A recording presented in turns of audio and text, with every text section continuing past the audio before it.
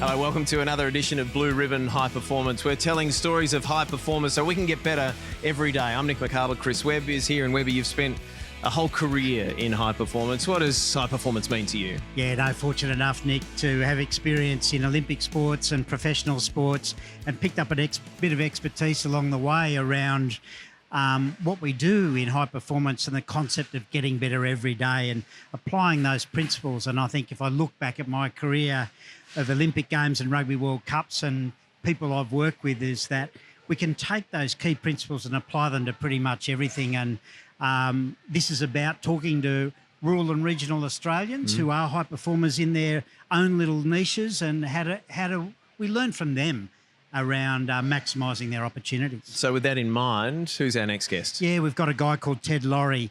Ted is from a family business called Nola Livestock. They're Angus breeders in the mid-north coast of New South Wales here in Australia. And when we talk about what they do and the top end of their industry, these guys are recognised globally for their meat. Well, let's not muck around. Let's go and meet Ted.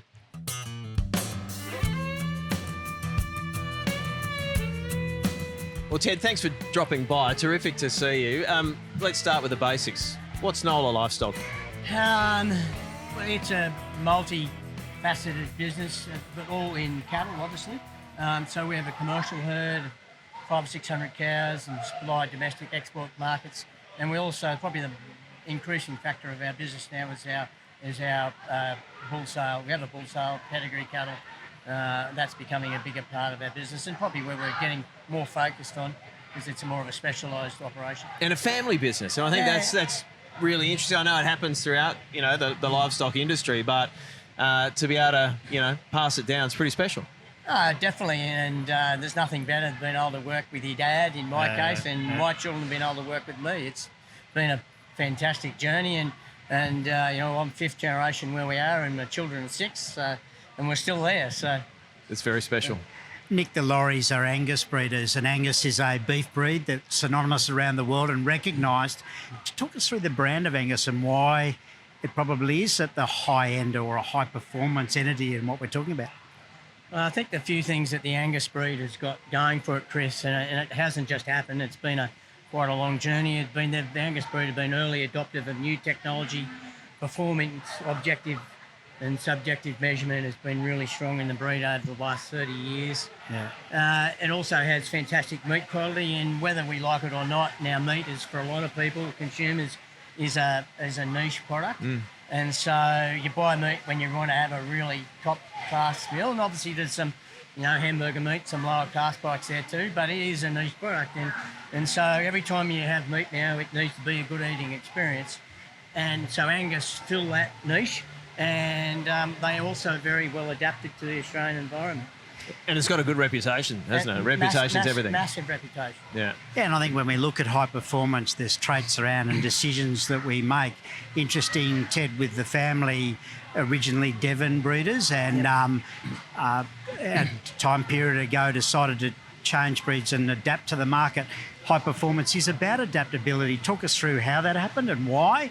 And what were the challenges that went with that? Yeah. Well, historically, our family, Chris, as you know, we'd been long-term Devon breeders, which is another cattle breed, and they're fantastic cattle. Don't get me wrong, they were fantastic cattle for our environment. Meat quality was good, but probably their issue, the Devon breed's issue, was that it was a small gene pool, so they became hard to breed and hard to move with the times and increased productivity and all the issues that come with that. So if they're hard to breed, and then they became hard to sell because they were getting left behind genetically. So if hard to breed, hard to sell, you've got to say, well, geez, maybe we need to look at what options we have to be able to continue our business. And I can imagine the decision to do that was took a lot of time and a lot of critical thought to that. How did that happen? Like, was the discussion with the family and changing the marketplace and stopping a breed? Actually, that sort of came later. We sort of fell into it. At the time, we had some really good friends that were high performers in the Angus breed, and they were also good mates, and we loved Angus cattle from the outside looking in, and so we just got a few, and it wasn't until a few years down the track is when we really focused on, okay, we're going this road, we nearly need to crank it up, and we got into some artificial insemination and embryo transfer, and so it took a little while for us to get our head around that. Yeah. And how did the conversation go when you made the decision? What was the implementation of that? As you said, it fell in your lap a little bit, but obviously there had to be a conscious point in time where you shifted the dial. Oh, definitely. I think any business is like that. After a while, you go in a direction or anything you're doing, and so at some point in time, you say, okay, well, if we want to be good at that, and we've always been reasonably ambitious, if we want to be good at this is what we've got to do. And so we bought more embryos, and we really focused our whole breeding philosophy on, okay, we need to be the best. And so this is the pathway we need to do it. Nick, interesting with the concepts of high performance, we talk about planning, preparation, execution, then review, all underpinned by our people management. In sport, we prepare for a pinnacle event. In your guys' case, you have various sales and whatnot, and the bull sale being one of them that generates, I can imagine, a fair chunk of your revenue. Talk about the processes that you get to make sure the execution of that's spot on. Well, in our case with breeding bulls, like our sales in July every year, but really we're working, like the sale for this year, apart from checking your boxes is done, we're working on 26 and 7 now because that's where the breeding is, Yes. And it's been able to read the market and say, okay, what do consumers want? Because then we might be selling bulls, but those bulls are breeding a product that actually hits someone's plate. It might be here or in America, or it might be in South Korea, or might be in EU. We need to be saying, okay, what do those consumers want? And at the moment, it's all about eating quality. And so we need to focus on those traits that bring them to the table. And we need to be thinking it 3 or 4 years in front, really. You mentioned the word ambition before, and as we were coming here today, Webby said, hey, this bloke's the real deal. These guys are the best in the business. Do you actually, as a family, is that what you aspire to be? Like, do you look around and you go, okay, well, this is what we need to do to be number one, not only perhaps in Australia, but you're in the conversation worldwide. Do you aspire to be number one? Number one's good, but as long as you're at the, not everyone can be number one all the time.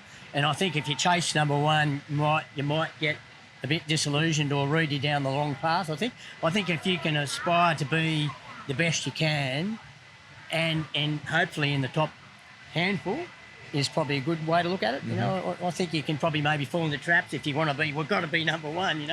I think they're probably pretty humble, Nick. I remember Mick Fanning often said, the champion surfer, I'm not here to take part, I'm here to take over. And these blokes do that. So as a family, and you talk about the generations, in 5th generation and handing down to a 6th generation, does the family have, I'm not saying they're painted on the kitchen wall, but does the family have principles that you live by and run the business by, that if I asked your son, who's just standing over here, that he would know? Oh, definitely. Yeah, I probably can't say it, but we have no dickhead rule, so, So, it's just about trying to produce a good product. In our case, look after our customers and clients and treat them how we'd like to be treated, really. I think that's basically it. And yes, we have a set of rules, but basically it's just like look after people and try to let them look after people, and hopefully they'll look after you. I think it's an interesting concept in family businesses, and take these guys as an example. In a sporting environment, talent, you have the option to choose. Whilst in families, you don't. So in order to develop that culture, or the culture that's synonymous with what you're about, is values and standards. And the family values of, say, the Lauries, for example, clearly are at a level that, because we see it here and we see it everywhere, with NOLA, that they are at the top end. So, it's a really interesting case study, isn't it, around what you do with your talent, and how we develop these kids, and how you grew up and how I grew up were very different. And the young kids today, like turning on mobile phones and things like that, posting things on websites. Yeah, that's it. And I guess it's not about being the best all the time. And you make decisions that are sometimes you think, oh, maybe shouldn't have done that. It's just been better than average all the time. If you can be better than average all the time, you'll get towards the top. Just thinking, hearing you talk about talent, it's not like you can one of your Switch 'em kids, out. one of your kids gets to the end of the contract and you move them on and you go into the draft, right? You're stuck with them. I thought those conversations were hard. I can only imagine that one. And I think Ted mentions I think they're trying to work on just drafting me out. consistency and reliability is what we talk about, so we can charge them out. But the reason why they're at that level is because of the consistency that James and Ted have driven, but also their father. But mate, interesting for me when we look at your place and where it is, and every place is different, but high performance is about maximising those opportunities. Talk us through some of the practices you have at home to make sure you are squeezing a bit more juice out of the lemon. I think a basic one that we worked out a little while back is that if you ask the question, why are we doing that? Yeah. And if the only answer is because we did it last year, it's probably not good enough. Yeah. So you need to continually challenge the things you do, and quite often now in agriculture, and I'm sure most businesses and sports all the same, a lot of the big gains have been done, and in agriculture, especially now, I think the next 20 years, it's going to be the 1%ers that gets you in front of the game. I think all the easy kicks we've had them. I think it's a lot of. And our young kids are so lucky because they're well educated, they're motivated to actually tick off those boxes to get that little bit extra out of the business or whatever you're doing. Yeah, and I think that's high performance in the current climate. Yeah, it's about how we look for that little bit extra, and I think that's really interesting. And isn't it great though that the kids are passionate about it? And because not everybody wants to go back to the farm and shoot the lights out, but in your family, they do want to do that, and pretty much all the kids are involved. Is that right? Yeah, pretty much. So James's boys are all involved in agriculture, but not necessarily at home. And my son Jack, he's at home, but runs his own business too from home. And I've got Georgie, she's full time, which is a bit of a blessing for us. Yeah. Now, what about the balance of art and science? Growing up, I'm sure you probably. And your father and your grandfather, a lot of gut feel, a lot of understanding the land and the climate. More recent years, you probably have the ability now with technology to put a bit more science around that. How do you mesh those two? Well, the real challenge, Nick, is working out the difference between science and history. Yeah. Because the science is really good. Some of the science that we've got now and the new technology in the beef industry is out of this world. It's something we wouldn't have even dreamed about 30 years ago. But there's also some really strong things if you look what happened in the past, it'll probably happen again. And the weather is, a big one. If it's happened before, it'll happen again. And so I'm a big believer of, and the hard thing is to find the difference between the science and history and what actually happens. Because some of the science is really good, but some of it's a bit out there and a bit, like a lot of the science we get is a bit out there and what actually might happen. So how does that then?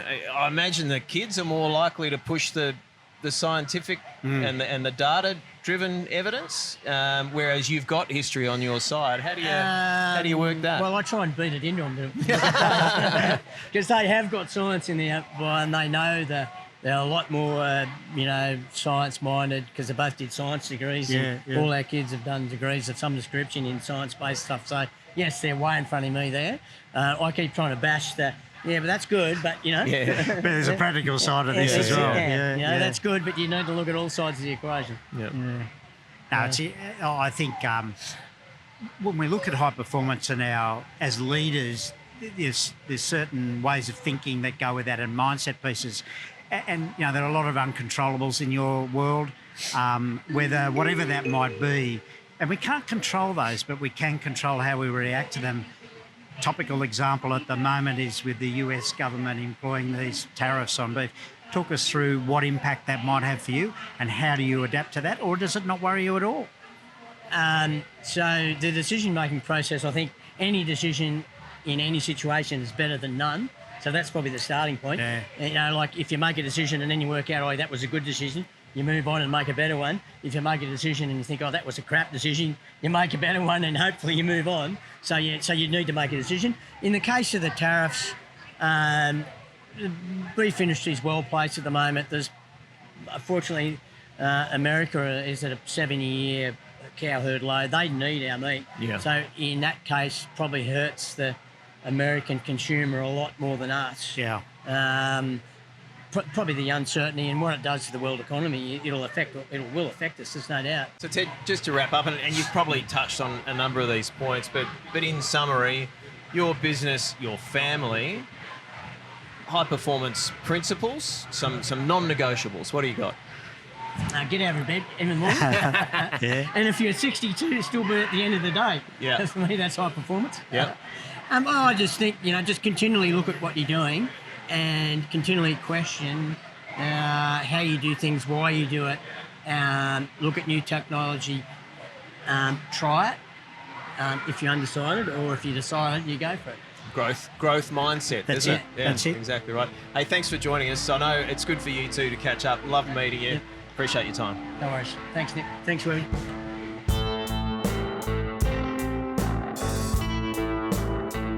It's always good to catch up with industry leaders in any industry, and Ted Laurie is clearly that.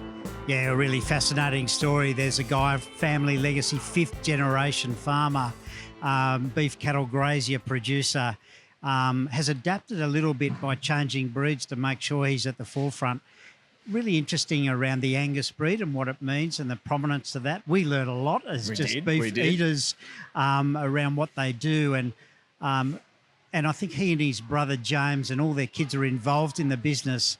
This excellent balance of science versus theory and the data and some of the modern numbers that they're taking and applying that to their old practices. So really enjoyed the chat. And knowing what you're good at. So he says, as the older generation, they know the history, but he's also aware that the kids can add a new facet to the business. Well, I think awareness is the word. As leaders, they're self-aware, but they're also aware of what's happening in the industry, and how they react to that came out for me. Indeed. Ted Laurie, great chat. Another great chat on Blue Ribbon High Performance.